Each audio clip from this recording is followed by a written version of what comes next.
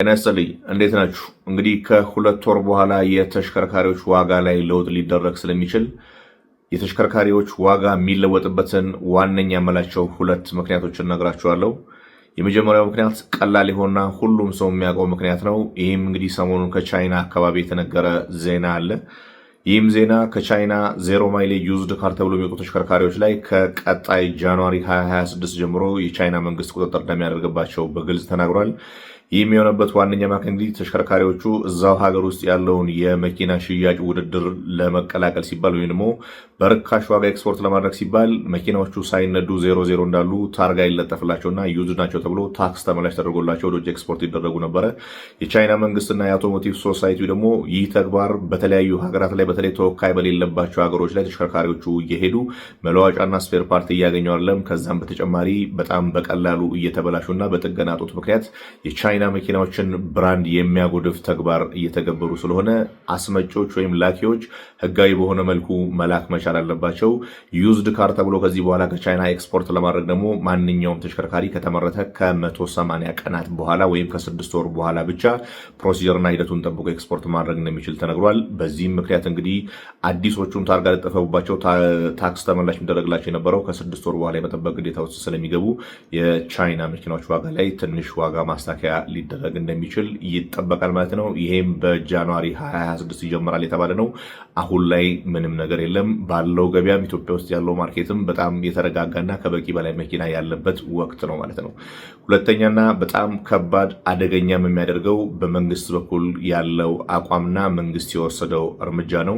እንግዲህ እንደሚታወቀው የኢትዮጵያ መንግስት ኤሌክትሪክ ተሽከርካሪዎችን ወደ ሀገር ውስጥ ለማስገባት ማሟላት አለባቸው ወይም ደግሞ መስተካከል አለባቸው ያላቸው መስፈርቶች አንድም እንከን የሌለባቸው በተለይ መኪና ገዢዎችና ተጠቃሚዎችን በጣም ሴፍ የሚያደርግ እንደ ህዝብ እንደ ሀገር በጣም የሚጠቅም መመሪያና መስፈርት ወጥቷል። ነገር ግን ይህን መመሪያና መስፈርት አሟልቶ እስካሁን የብቃት ማረጋገጫ የወሰዱ ተቋማት በጣም ጥቂት ናቸው። ቁጥራቸውን በጣም ያነሰ ነው።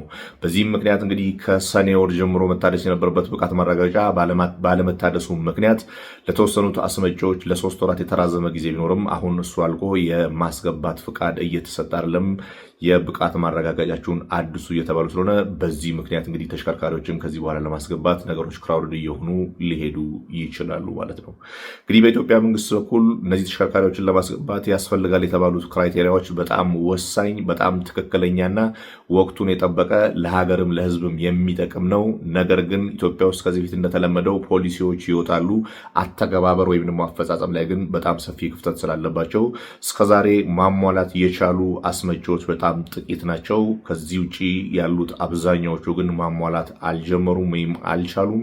ይህን ነገር እንደ መንግስት እንደ ተቋም በጊዜ ሂደትና በቅደም ተከተል ማሟላት ያለባቸውን ነገሮች ማስተካከል ሲቻል በአንዴ 100% እስካልተሟላ ድረስ ብቃታችሁ አይታደስም መባሉ ግን ለአላስፈላጊ አሰራርና በተለይ አሁን ከአንድ ወር ወደዚህ ደግሞ ምንም አይነት የማስገቢያ ፈቃድ የተሰጠ ስላልሆነ በእድሳቱ ምክንያት ይሄ ከ2 እና 3 ወር በኋላ ኢትዮጵያ ውስጥ ያለውን የመኪና ገበያ እጥረት ፈጥሮ የዋጋ ንረትን ሊያስከትል እንደሚችል ይጠበቃል ማለት ነው። ልብ አድርጉ። አሁን ማርኬት ላይ ያሉ መኪናዎች በጣም ሴፍ እና ፌር በሆነ ወቅት የተገዙና ያሉ ተሽከርካሪዎች ናቸው። በዚህ ምክንያት የተደረገ ዋጋ ጭማሪ ምንም የለም። እናንተ ገዢዎችም ተረጋግታችሁ ግዢያችሁን መፈጸም ትችላላችሁ። ነገር ግን አሁን ያነሳሁላችሁ ጉዳይ በመንግስት በኩል ማይስተካከል ከሆነ እጥረት መከሰቱ ስለማይቀር ከ2 እና ከ3 ወር በኋላ የዋጋ ንረት ሊመጣ እንደሚችል ታሳቢ ማድረግ ይጠበቅባቸዋል ማለት ነው። የኢትዮጵያ መንግስትም ስፔሻሊ ትራንስፖርትና ሎጂስቲክስ ሚኒስቴር ያወጣችሁት ህግና መስፈርት በጣም ፐርፌክት ምንም አይነት እንከን የሌለበት ቢሆንም ይሄን መስፈርት በአንድ ጀንበር አሟሉ ከማለት ይልቅ በቅደም ተከተል መጀመሪያ ይሄን አሟሉ ለ3 ወር ይታደሳል፣ ቀጣይ ይሄን አሟሉ ለ6 ወር ይታደሳል እያላችሁ በጊዜ ሂደትና በታይም ፍሬም አድሰው ወይም ደግሞ ማሟላት የሚገባቸውን ነገር አሟልተው ወደ ስራ እንዲገቡ ድሉን ብትፈጥሩ በጣም መልካም ነው። ኢትዮጵያ ውስጥ ያላችሁ የተሽከርካሪ አስመጪ ድርጅቶችም እንደከዚህ በፊቱ አሁንም ህጎች ቢጠነክሩም ገንዘብ እየተከፈለ ይወጣል የሚል አይነት አመለካከት ያላችሁ ብዙዎች ናችሁ። አሁን ባለው ተጨባጭ ሁኔታ ግን ይሄ መሆን የሚችል ስለማይመስለኝ እናንተም በራሳችሁ በኩል ማድረግ የምትችሉትን አሟልታችሁ ቢያንስ 100% ባላሟላ እነዚህ ነገሮች አሟልቻለሁ ጊዜ ይሰጠኝ ያላችሁ ጠይቃችሁ ፍቃዳችሁ የሚታደስበትን መንገድ መፈለግ ይኖርባችኋል ማለት ነው። እዚህ ላይ ሀሳብ አስተያየት ካላችሁ በኮመንት ስር ጻፉልኝ። መልካም ጊዜ